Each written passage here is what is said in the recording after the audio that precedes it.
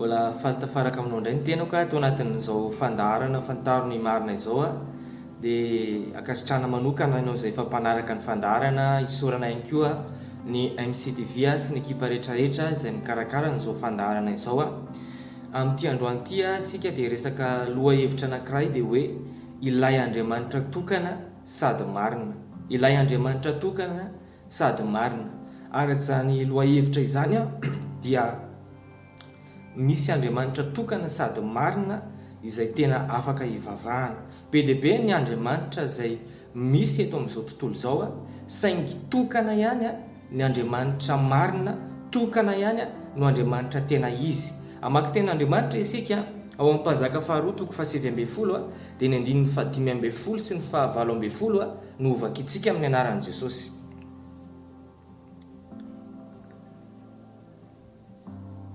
Ary Ezekia nivavaka teo anatrehan'i Jehova nanao hoe: ry Jehova Andriamanitry ny Israely izay mipetraka amin'ny kerobima, ianao dia ianao irery ihany no Andriamanitry ny fanjakana rehetra ambonin'ny tany, fa ianao no nanao ny lanitra sy ny tany. Dia ny 17 vakitsika ihany koa. Ary efa nanary ny Andriamanitra tao anaty afo, satria tsy Andriamanitra ireny fa asan'ny tanan'ny olona ihany, dia hazo sy vato ka dia azo nosimbana. Arak'io tenin'Andriamanitra io Ezekia rehefa nivavaka dia nahafantatra mihitsy hoe izy ihany no Andriamanitra tokana, ilay Andriamanitra nahary ny lanitra sy ny tany. Dia eo ambany eo ihany koa dia miresaka ny jentilisa izy ny jentilisa olona nanompo andriamanikafa izay nanompo vato makazo izy ilay tenin'Andriamanitra teo, dia nanary ny Andriamanina izy satria tsy Andriamanitra ireny fa ilay Andriamanitra tokana sady marina dia Jesosy Kristy. Izy no Andriamanitra tokana sady marina, izy no Andriamanitra mahavonjy antsika ho afaka mifahotantsika. Izy ihany no Andriamanitra tokana izay afaka hahatonga anao tsy ho any amin'ny elo. Izy ihany no Andriamanitra tokana izay mahadio ny fahotanao sy ny eloko rehetrarehetra. Izy ihany no Andriamanitra tokana izay afaka mamonjy ianao amin'ny fahorianao rehetrarehetra. Izy ihany no Andriamanitra tokana izay afaka hanasitrana ny aretinao rehetrarehetra. Jesosy Kristy ihany no Andriamanitra tokana izay manome fiadanana.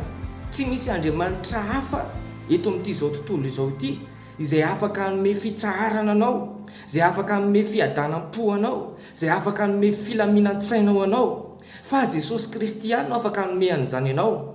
Jesosy Kristy ihany no afaka hampandresy anao amin'ny olana izay hatrehanao, amin'ny ady izay hatrehanao. Jesosy Kristy ilay tena Andriamanitra, izy no Andriamanitra tokana sady marina. Raha mivavaka aminy ianao dia tsy diso lalana ianao, satria izy ny lalana sy fahamarinana ary fiainana. Raha mino azy ianao dia tsy ho diso ianao, raha mino azy ianao dia ho voavonjy ianao, satria Jesosy Kristy izy no Andriamanitra tokana sady marina. Ny fahafantarana azy sy ny finoana azy no ankanesana ny fiainana mandrakizay. Jesosy dia niteny mihitsy any amin'ny Jona toko faha 17 ny 17 izy dia milaza hoe: ary izao ny fiainana mandrakizay dia ny mahafantatra anao Andriamanitra izay tokana sady marina sy Jesosy Kristy izay efa nirahanao. Izany hoe ny Andriamanitra tokana sady marina dia ilay Andriamanitra Jesosy Kristy. Io izy mahavonjy ianao. Ninina izay zavatra atrehanao, ninina fatorana mahazo anao koa, mety voagezy ianao, mety voafatotra ianao, na fahazaran-dratsy na filan-dratsy maro isan-karazana. Fa ny tenin'Andriamanitra dia milaza hoe raha ny zanaka no afaka anareo dia ho afaka tokoa ianareo. Dia Jesosy Kristy izany. Jesosy irery ihany no afaka mamany fatorana rehetra amin'ny fiainanao. Jesosy Kristy irery ihany no afaka tena manova olona ho lasa olom-baovao izany. Tsy misy Andriamanitra eto amin'ity izao tontolo izao ity izay tompon'ny olona, na masoandro, na kintana, na volana, na izay zavatra hafa mety hivavahan'ny olona.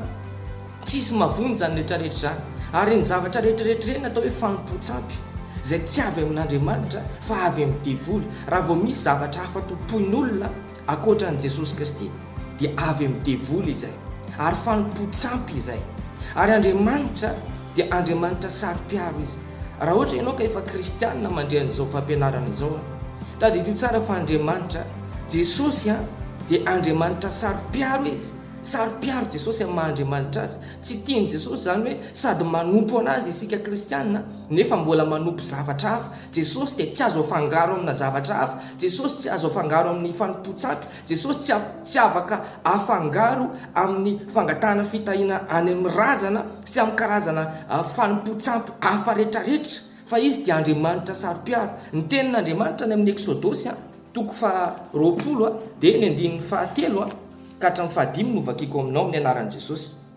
Aza manana andriamanikafa fa izao ihany, aza manao sarin-javatra voasikotra ho anao, na mety ho endriky ny zavatra izay ny amin'ny lanitra ambony, na izay zavatra ety amin'ny tany ambany, na izay zavatra any amin'ny rano ambanin'ny tany, aza miankoka eo anatrehany ary aza manompo azy. Fa izao Jehovah Andriamanitra dia Andriamanitra saro-piaro, ka mamaly ny heloky ny ray amin'ny zanaka hatramin'ny zafiafo sy ny zafindohalika dia amin'izay mankahala ahy. Tanao zany, Andriamanitra saro-piaro izy. Izy dia miteny mihitsy aza manana andriamanikafa ozy izy, afa-tsy izao ihany. Fa Jehovah Andriamanitra dia Andriamanitra saro-piaro izy. Andriamanitra saro-piaro izy. Aza manompo andriamanikafa. Raha efa kristianina ianao, aza manompo zavatra hafa intsony. Jesosy dia tsy afaka afangaro amin'ny zavatra hafa. Jesosy dia tsy afaka afangaro amin'ny zavatra hafa, fa saro-piaro izy ny amin'ny Mahandriamanitra anazy. Jesosy ihany ange dia afaka ny avonjy anao amin'ny zavatra rehetrarehetra.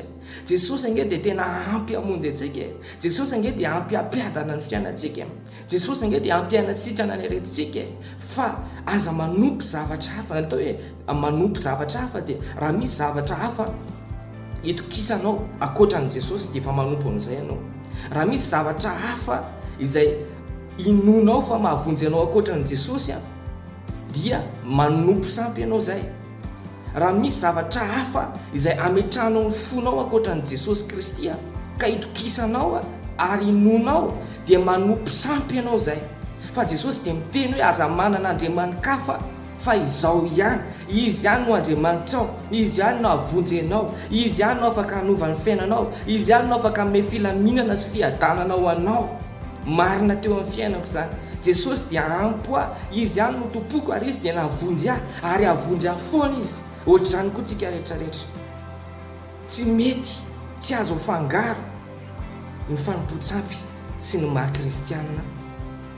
Fa aoka isika tena hijoro amin'ny maha-kristianina tsika. Aoka isika tena ho kristianina marina dia mivavaka amin'ny Jesosy Kristy. Ary na mbola tsy kristianina koa ianao manaraka an'izao fandarana zao, tadidio tsara fa ny Andriamanitra tokana tena izy izay voalaza amin'ny Baiboly dia Jesosy Kristy.